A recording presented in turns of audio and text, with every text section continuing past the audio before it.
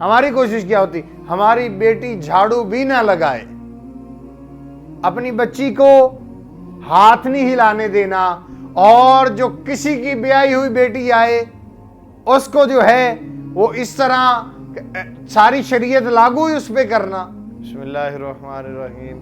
میرے عزیز محترم بھائیو دوستو، آپ صلی اللہ علیہ وآلہ وسلم نے ہر عمل کو کر کے دکھایا کہ کس کے ساتھ کس طرح پیش آنا ہے، کس رشتے کا کس طرح لحاظ رکھنا ہے، کس کی دلجوئی کرنی ہے، کس کے ساتھ جو ہے وہ کسی کی پہلی بات تو یہ کہ اللہ کے نبی صلی اللہ علیہ وآلہ وسلم تو کسی آدمی کی بھی حوصلہ شکنی نہیں کرتے تھے، کسی کو بھی جو ہے آپ صلی اللہ علیہ وآلہ وسلم یہ نہیں فرماتے تھے کہ یہ عمل تیرا درست نہیں ہے، بلکہ اللہ کے نبی صلی اللہ علیہ وآلہ وسلم تو اصلاح کیا کرتے تھے، اور بہتر کام کو دیکھ کے آپ صلی اللہ علیہ وآلہ وسلم تعریف کیا کرتے تھے۔ حضرت ابو ہریرہ رضی اللہ تعالیٰ عنہ سے روایت ہے، فرماتے ہیں کہ اللہ کے نبی صلی اللہ علیہ وآلہ وسلم حضرت عثمان غنی رضی اللہ تعالیٰ عنہ کے گھر تشریف لے گئے۔ حضرت عثمان غنی رضی اللہ تعالیٰ عنہ جو تھے، جب اللہ کے نبی صلی اللہ علیہ وسلم گھر میں داخل ہوئے تو آپ صلی اللہ علیہ وسلم کی بڑی بیٹی حضرت رقیہ رضی اللہ تعالیٰ عنہا یہ حضرت عثمان کے نکاح میں تھی، یہ آپ کو تیل لگا رہی تھی اور سر میں جو ہے وہ مالش کر رہی تھی۔ حالانکہ حضرت رقیہ رضی اللہ تعالیٰ عنہا یہ سارا دن چکی میں آٹا بھی پیستی تھی، ہاتھ کے ساتھ سارے گھر کے کام بھی کرتی تھی، سارے معاملات کرنے کے بعد خاوند کی بھی خدمت کر رہی ہے، اور پھر دیکھنے والا باپ ہے، باپ دیکھ رہا ہے کہ میری بیٹی اپنے خاوند کے سر میں تیل لگا رہی ہے۔ ہمارے جیسا کوئی ہوتا تو وہ یہ کہتا کہ میری بیٹی سارا دن تھکی ہوئی ہوتی ہے، سارے کام کرتی ہے، چکی پہ آٹا بھی پیستی ہے، کھانا بھی پکاتی ہے، سارے گھر کی صفائی بھی کرتی ہے، عثمان تو کیا کر رہا ہے؟ پھر میری بیٹی سے اپنی جسمانی خدمت میں لے رہا ہے۔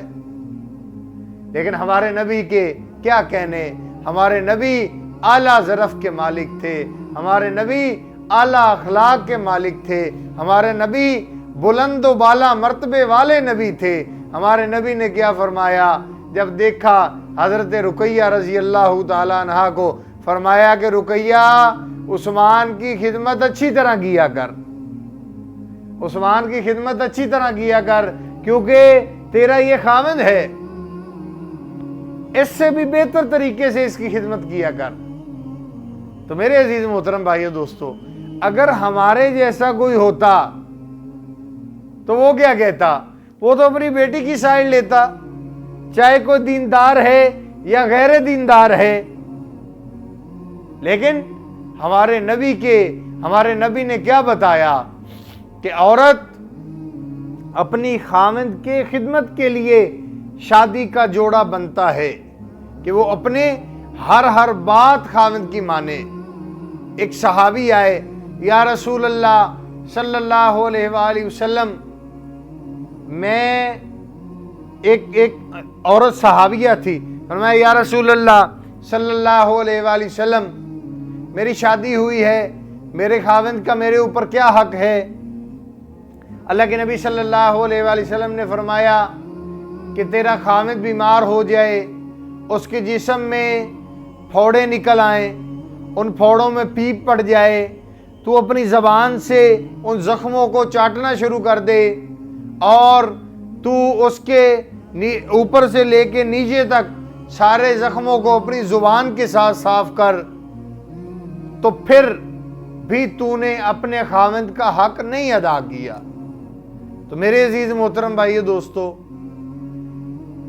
یہ اللہ کے نبی صلی اللہ علیہ وآلہ وسلم کے درس ہیں، اللہ کے نبی صلی اللہ علیہ وآلہ وسلم کے بتائے ہوئے مبارک طریقے ہیں۔ اپنی بیٹیوں کے ساتھ جو معاملہ رکھنا تھا ان کو بھی لچک نہیں دی کہ تو نبی کی بیٹی ہے، تو نبی کی بیٹی ہے، تیرے لیے یہ حکم نہیں ہے۔ حالانکہ اللہ کے نبی صلی اللہ علیہ وآلہ وسلم نے فرمایا میرے سارے ہی صحابہ شان والے ہیں، لیکن میرا عثمان سب سے اعلیٰ شان والا ہے، عثمان سب سے اعلیٰ شان والا ہے۔ جس نے میرے اخلاق دیکھنے ہو وہ عثمان کے اندر دیکھ لے۔ سب سے زیادہ پائے جائیں میرے اخلاق عثمان کے اندر پائے جاتے ہیں۔ تو میرے عزیز محترم بھائیو دوستو، ہم دیکھیں کہ ہم اپنی بچیوں کے ساتھ ہماری کوشش کیا ہوتی، ہماری بیٹی جھاڑو بھی نہ لگائے، اپنی بچی کو ہاتھ نہیں ہلانے دینا، اور جو کسی کی بیائی ہوئی بیٹی آئے اس کو جو ہے وہ اس طرح ساری شریعت لاگو ہی اس پہ کرنا۔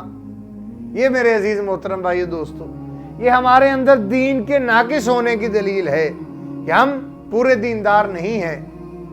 اگر ہم دیندار ہوتے تو ہماری بیٹیاں حضرت رقیہ رضی اللہ تعالیٰ عنہ سے اعلیٰ نہیں تھیں۔ وہ نبی کی بیٹی ہے، نبی کا خون ہے، نبی کی اولاد ہے، لیکن کیا فرما رہے ہیں کہ فاطمہ اے رقیہ اپنے خاوند کی خدمت اچھی طرح سے کیا کر۔